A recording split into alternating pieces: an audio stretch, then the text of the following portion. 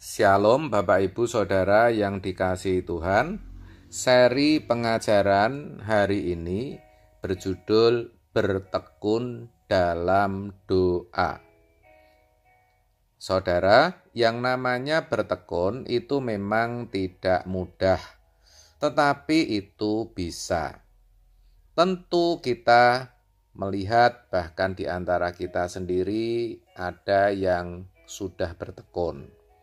Saudara, orang bisa bertekun dalam meniti suatu karir atau pekerjaan sampai bisa beroleh kedudukan dan menjadi orang kaya.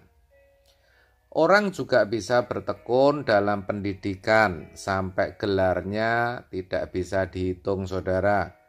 Di depan ada, tapi juga di belakang namanya ada, bahkan beberapa gelar. Ada juga orang yang tekun dalam berolahraga, yang mana akhirnya jadi atlet dan bisa mengharumkan nama bangsa dan negara. Dan masih banyak lagi kita bisa temukan orang bertekun dalam berbagai bidang dan aspek kehidupan. Tetapi yang aneh, saudara, tidak banyak orang yang bertekun dalam doa.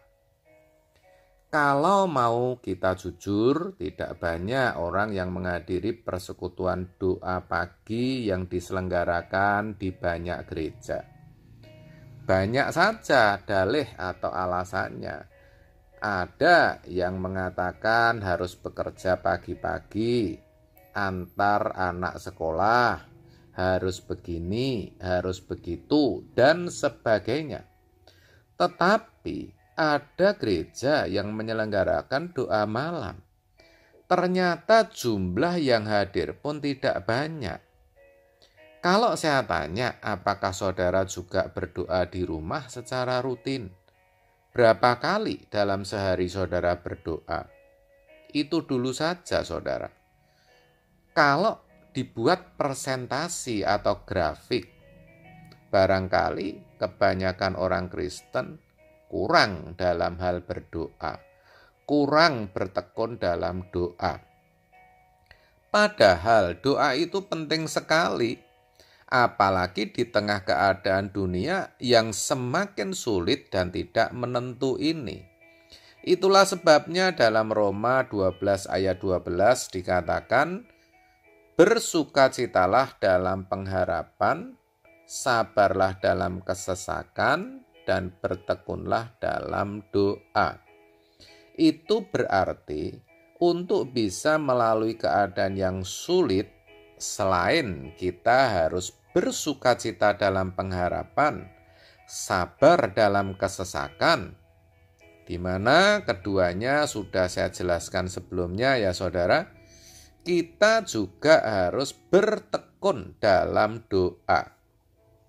Saudara, bertekun dalam doa artinya bahwa doa menjadi kesukaan dan kebutuhan pokok kita, bukan pilihan. Itu tidak mudah, saudara. Doa sesungguhnya adalah hak istimewa yang diberikan Tuhan kepada kita. Sadar enggak, saudara? Betul, hak istimewa. Karena sebenarnya mustahil orang berdosa menghampiri Tuhan yang suci.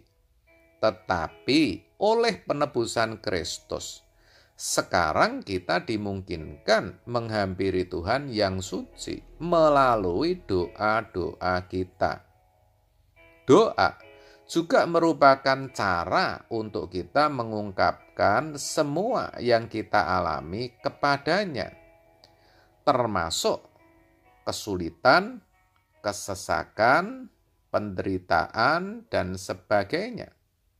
Selain itu, bertekun dalam doa menjadi sarana bagi kita untuk selalu belajar mencari Tuhan. Perhatikan, ya, untuk sarana mencari Tuhan. Itu doa. Ini harus disadari betul. Saya katakan demikian karena kebanyakan orang Kristen berpikir bahwa mencari Tuhan itu mudah. Dengan ke gereja, pikirnya sudah bisa menemukan Tuhan tanpa perlu belajar dan berlatih. Padahal yang namanya menemukan Tuhan itu mengalami Dia, memiliki pengalaman dengan Dia. Nah, banyak orang Kristen sebenarnya kalau mau memperkarakan dirinya, pasti tahu kok bahwa ia belum menemukan Tuhan. Tetapi anehnya, walaupun mereka tahu, tetapi tidak berusaha mencarinya. Bahkan walaupun didorong-dorong juga tetap tidak mau. Tahu tidak saudara, kenapa bisa begitu? Jawabnya, karena jiwanya sudah terlanjur melekat, terikat, dan terlanjur dibelenggu oleh dunia. Akibatnya lebih suka mencari segala sesuatu yang memuaskan hasrat, keinginan, dan ambisinya untuk memiliki dan menikmati dunia ini daripada mencari dan menemukan Tuhan. Itu kan ironi kalau kita menyadari bahwa kita ini orang-orang yang bertuhan, saudara. Tetapi kalaupun ada yang merasa sudah mencari Tuhan, itu pun sebenarnya bukan jaminan sudah menemukannya. Karena mereka tidak melakukannya dengan sepenuh hati. Terkait hal itu, Yeremia 29 ayat 13 mengatakan, apabila kamu mencari aku, kamu akan menemukan aku. Apabila kamu menanyakan aku dengan segenap hati. Perhatikan apa yang dikatakan ayat ini, saudara. Tanpa sepenuh hati, tanpa serius dan sungguh-sungguh, tidak mungkin bisa orang menemukan Tuhan. Faktanya memang begitu. Coba periksa diri saudara ketika berdoa. Apakah saudara bisa fokus 100%? Tidak, bukan? Kenapa? Karena selalu saja ada pikiran yang lalu lalang. Lah, kenapa bisa begitu? Karena fokus kita kepada hal-hal lain selain Tuhan itu lebih besar. Itulah yang menghiasi pikiran kita. Itulah yang selalu muncul dalam pikiran kita ketika kita berdoa. Disinilah pentingnya kita bertekun dalam doa, saudara.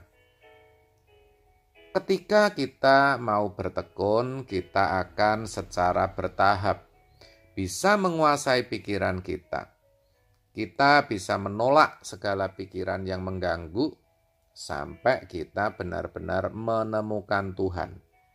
Setelah kita bisa menemukan Tuhan, barulah kita bisa menyampaikan segala sesuatu kepada Tuhan dan juga bersyukur atas kasih karunia dan kebaikannya. Kabar baiknya, Tuhan pasti mendengar. Begitu karena doa kita sudah nyambung, saudara. Nah, kalau doa kita belum nyambung, kita mau mengucap syukur, ya, kita mau menyampaikan segala sesuatu kepada Tuhan, ya percuma, saudara. Doa kita nggak sampai kok. Jadi yang namanya tekun berdoa itu suatu hal yang mutlak bagi orang percaya. Maka senada dengan hal itu dikatakan dalam 1 Tesalonika 5 ayat 17, tetaplah berdoa.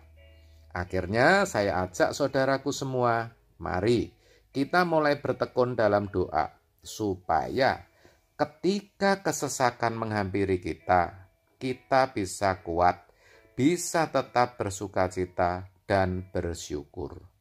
Amin. Tuhan Yesus memberkati.